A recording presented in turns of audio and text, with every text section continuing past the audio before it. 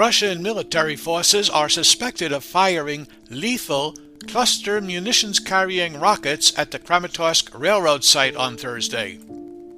Thousands of people had congregated at the station to flee Putin's savage war against Ukraine.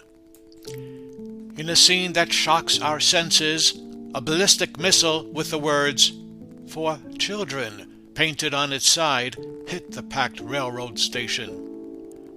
According to local officials, 38 persons were pronounced dead at the station. In a local hospital, 12 people died as a result of their injuries.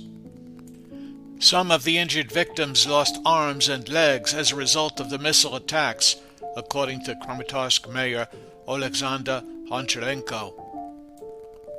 He went on to say that hospitals were instantly overburdened as 30 to 40 surgeons operated on the injured at once.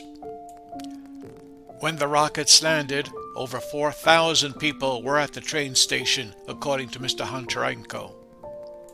After the missiles impacted, body parts, broken glass, toys, bags, and pushchairs were strewn about the station and over the platforms.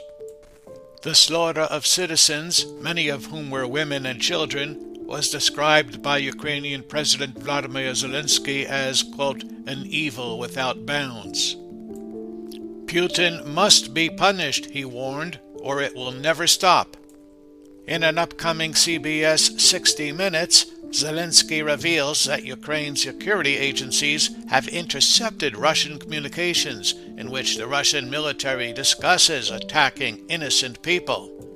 There are pilots in prison who had maps with civilian targets to attack, Zelensky stated in a snippet from the interview, which will be broadcast in its entirety on Sunday. When asked if whom he considered guilty of war crimes in these horrific attacks against civilians, Zelensky responded, "Everyone who made a decision, who issued an order, who fulfilled an order."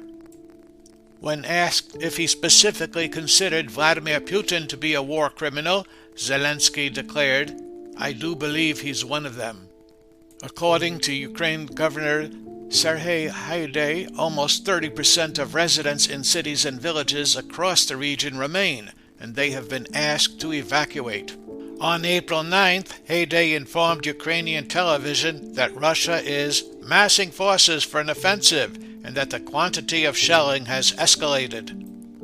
After withdrawing soldiers from areas to the north of the capital Kyiv, Ukraine has been warning that Russia intends to intensify its attacks in the country's east and south. The U.S. announced this week that Putin is likely to send tens of thousands of troops to eastern Ukraine. The British Defense Ministry said in a daily briefing on April 9th that Russia was focusing its onslaught, which included cruise missiles launched by its naval troops, on the eastern Donbas region.